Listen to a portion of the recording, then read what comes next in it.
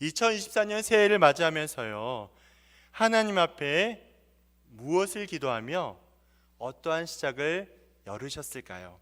우리 성도님들의 개개인마다, 성도님들의 마음에마다 어떠한 시작과 어떠한 마음으로 시작하고 있을까요? 저마다 성도님들의 내용과 모든 것들은 다르겠지만 핵심은 똑같을 거예요. 뭘까요? 우리 안에, 내 안에 간절한 소원과 기도 제목이 응답된다는 것, 이것은 똑같은 하나의 특징이 될 것입니다.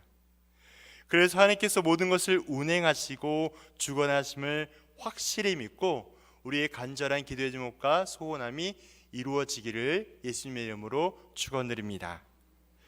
우리 교회에 아주 중요한 것이 있죠. 이미 눈치를 채는 성도님들이 계시기는 한데요, 우리 교회에 아주 중요한 것이 있는데, 그것은 올해에 우리 교회에 일꾼을 세우는 임직식이 있습니다. 오랜만에 하는 거라고 저도 듣고 있는데요, 특별히 임직식을 하면, 임직식은 모든 교회에서 아주 중요하게 기도로 준비하며 또한 진행하기도 합니다.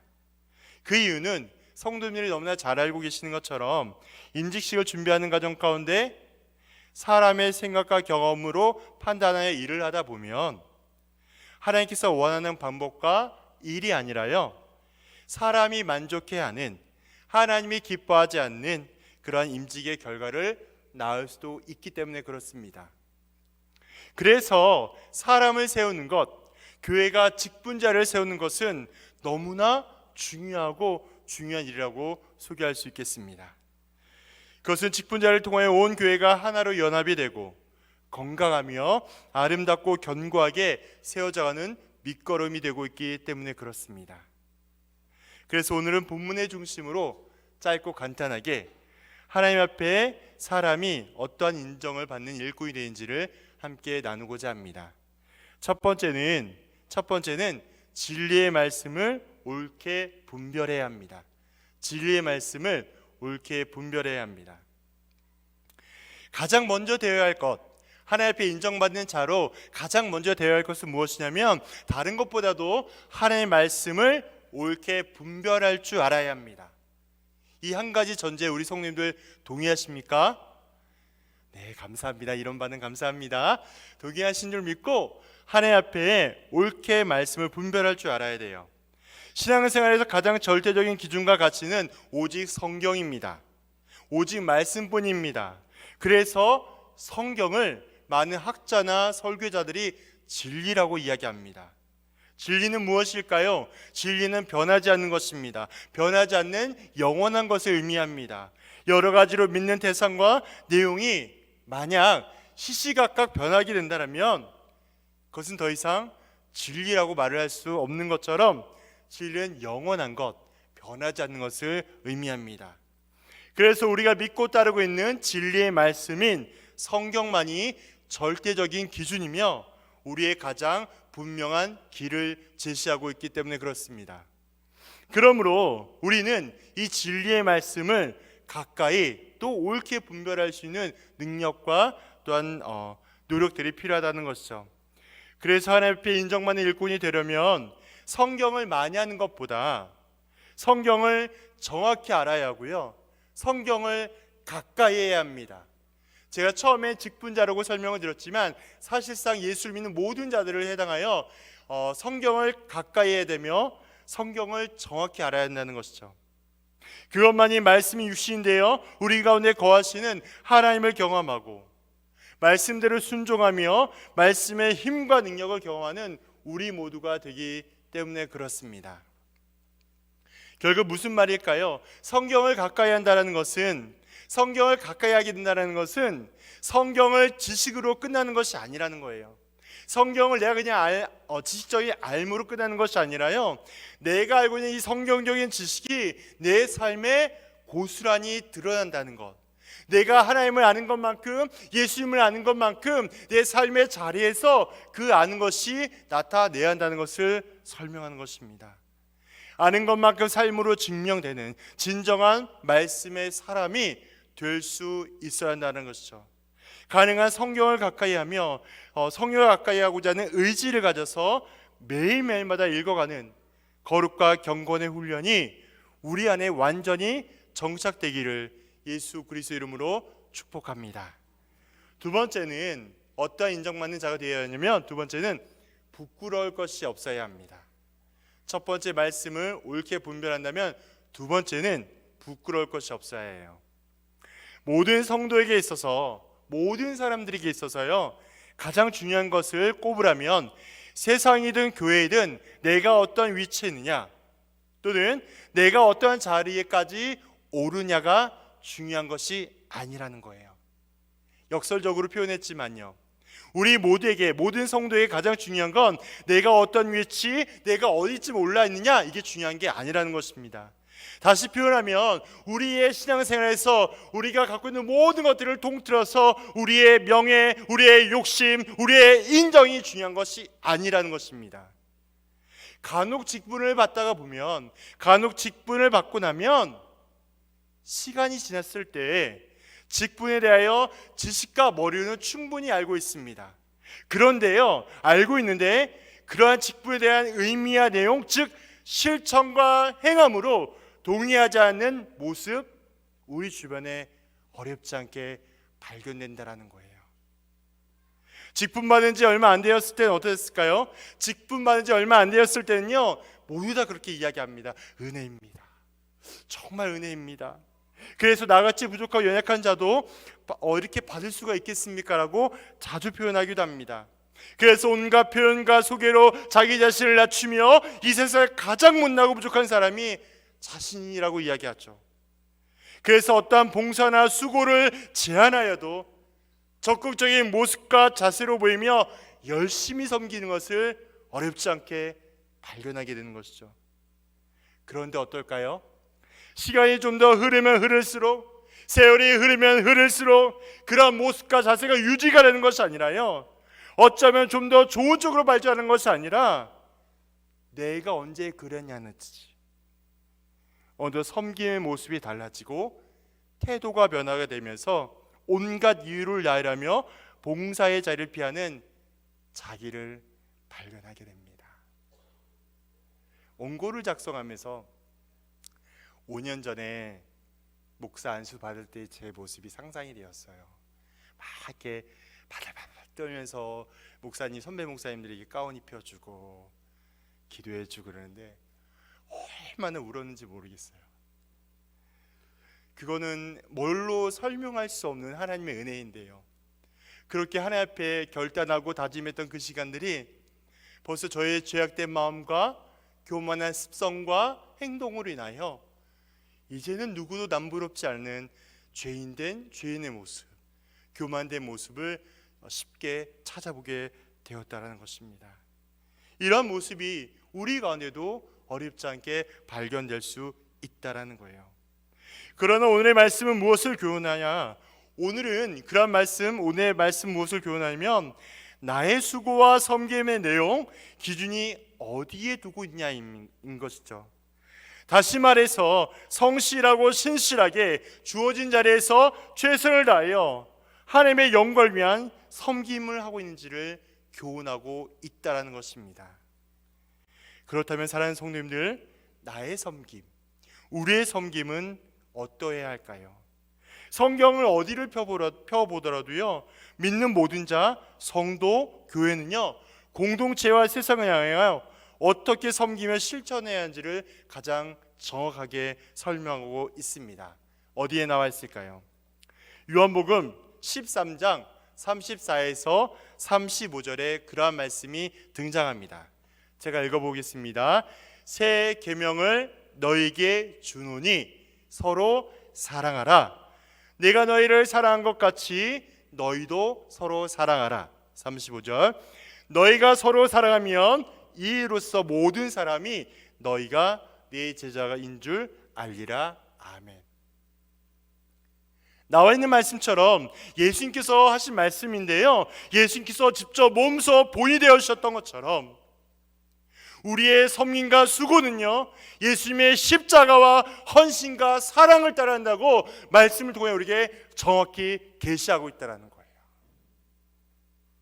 우리의 수고와 섬김은 우리의 머리와 노력과 경험이 아니라요, 주님의 십자가를 기억하며 주님의 부활의 영생함을 기대하며 우리의 있는 자리에서 성실히 감당해내는 것, 그러한 섬김과 수고를 말씀을 통해 우리는 보게 된다라는 것입니다. 그때 뭐라 말씀하시냐? 그때 35절에 보니까요, 그때 비로소 너희가 내 제자인 줄을 내가 알겠다라고 예수님은 말씀하셨습니다. 한번 상상해 보고 있겠습니다. 때로는 아무도 알아주지 않는 교회 봉사, 누구도 인정할 것만 같지 않은 나의 섬김과 수고, 또는 한순간이라도 같이 쓰면 불편만 느끼는 집사, 권사, 장로가 있다 할지라도 기억하십시오. 내가 너희를 사랑한 것 같이, 다시요, 내가 너희를 십자가와 부활로 사랑한 것 같이 서로 사랑하라. 예수님의 음성이 들리십니까? 저는 이 말씀을 붙잡으면서 얼마나 부끄럽고 얼마나 연약하고 부족했는지를 다시 한번 보게 됩니다. 주님께서 우리에게 주시는 말씀이 내가 너희에게 보여준 그 사랑처럼 너희도 그 자리에서 그 사랑을 표현해주면 안 되겠니? 그래서 하나님 앞에 영광을 돌리고 교회를 견고히 세워나가며 우리가 우리의 몸을, 우리의 은사를 통하여 하나님의 나라와 영광, 교회를 위하여 굳건히 세워나가야 한다는 것입니다. 그러한 자세가 바로 부끄러울 것이 없는 우리의 삶의 자세, 신앙의 자세가 되고 있기 때문인 것이죠. 그리고 세 번째는 자신을 하나님께 드리기를 힘써야 한다는 것입니다. 자신을 하나님께 드리기를 힘써야 한다는 것이에요. 신앙생활을 하다 보면 이해가 가지 않는 아주 재미난 경험을 하게 됩니다. 그것은 은혜를 받았다고 생각하여서요, 구원의 감격과 기쁨 때문에 크고 작은 봉사와 사역을 하다 보면 전혀 예상하지 못한 이유와 또한 어떤 것들로 인하여 어려움과 갈등을 만나기도 하는데요, 그때 교회를 몸만 왔다 갔을 때는 전혀 몰랐던 현상, 어려움, 문제들이요, 또한 가족, 직장, 교회, 다양한 관계 모임 안에서 연속적으로 몰려올 때도 있고 또한 순차적으로 찾아올 때가 있다는 것입니다. 쉽게 말해서 예수를 믿고 신앙생활을 하다 보면 늘상 좋은 일만 있고 형통해지고 무엇인가 채워지고 내가 잘 나갈 것만 같지만 그게 아니라요, 말로 닿을 수 없는 다양한 이유와 내용으로 어려움과 문제를 직면하게 된다라는 그러한 재미있는 경험입니다. 그때 생각할 것이 있는데요, 그때 무엇이냐? 이 문제만, 이 어려움만이라고 생각하며 문제와 어려움을 풀고 나면, 그래서 봉사와 섬김의 자리를 잠시 내려놓고 교회와 점점 멀어지고 나면 이 모든 문제와 어려움이 원만하게 해결되어서 내가 다시 마음껏 봉사와 사역할 수 있다는 착각을 한다는 거예요. 이해되시겠어요? 지금 나에게 직면한 이 문제, 내가 조금 더 해결하고 내가 좀 더 뭔가 풀고 나서 그래 내가 다시 봉사와 섬김의 자리에 가면 나 충분히 할 수 있어. 왜? 이제까지 내가 잘해왔으니까 라고 생각하는 우리의 모습을 보게 된다는 것입니다. 그런데 정말 과연 그렇게 될 수 있을까요? 대부분의 문제와 어려움을 만날 때마다 그 문제와 어려움 때문에 잠시 어떤 결과를 만나게 된다면 내려놓고 멀어지게 될 때에 예전처럼 금방 회복하고 돌아올 수 있을 것이라고 생각해서 그러한 생각과 판단을 하게 됩니다. 그러다 보니 구원의 감격과 기쁨 때문에 하나님께서 자신의 은사를 통하여 헌신과 봉사로 시작했지만 또다시 멀어져가는 연약한 자기를 만나게 됩니다. 어디에서요? 문제의 자리에서. 어디에서요? 어려운 그 자리에서 약한 자기를 보게 됩니다. 그때 문제와 어려움을 만났을 때 우리가 해야 할 유일한 것 무엇일까요? 문제와 어려움을 만났을 때 우리가 해야 할 것은 오직 기도뿐입니다. 우리 목사님이, 저희 담임 목사님이 송년회 연말 또 연초 계속 기도로 우리 공동체를 아름답고 견고하게 이끌고 가는 중요한 마음의 이유는 한 가지예요. 기도의 영성을 짚어서 주님께서 가장 기뻐하는 공동체, 하나님께서 가장 원하시는 우리 교회를 만들기 위한 하나님의 큰 프로젝트가 있음을 기억하시기를 바랍니다. 기도는 그 어떤 것으로 비교할 수 없고요, 기도를 통하여 하나님의 마음에 흡족한 우리 모두가 되어야 하기 때문에 그런 것이죠. 그래서 하나님 앞에 모든 것을 맡기고 인정하며 간구하게 될 때 은혜를 경험합니다. 말로 닿을 수 없는, 형용할 수 없는, 비교할 수 없는 하나님의 놀라운 은혜를 경험하게 되는 것이죠.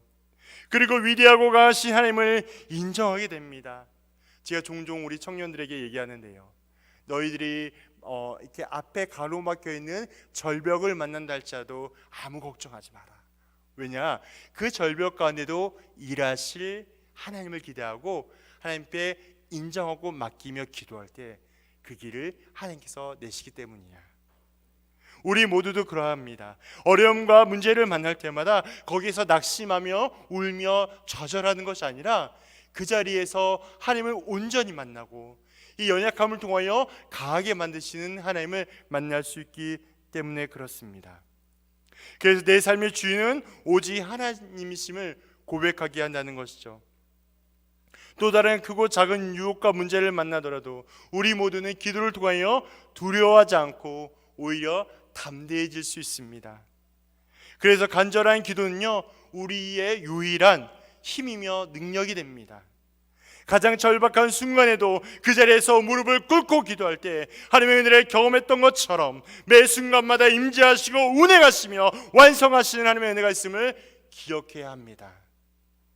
그렇게 하나님을 깊숙이 만나면 두려울 것이 없어지고 참된 기쁨과 자유를 누리며 온전한 헌신과 봉사로 하나님께 영광 돌릴 수 있습니다. 바로 자신을 온전히 하나님 옆에 내어 맡길 수 있게 되는 것이죠. 그러므로 이 땅에 영원한 것처럼 여기는 세상과 전혀 다른 영원한 영광과 존귀가 가득한 그곳 천국에서 우리를 위하여 언제나 중보하시는 예수님이 계심을 기억하고 하나님 앞에 인정받는 자로서 모두 다 쓰임받을 수 있기를 예수님의 이름으로 축원드립니다. 그렇게 살아가야 되지 않겠습니까? 이 임직계의 어떠한 식을 준비하는 것이 중요한 것이 아니라 믿는 모든 성도와 교회라면 주님 앞에 말씀대로 쓰임받아야 되지 않겠습니까?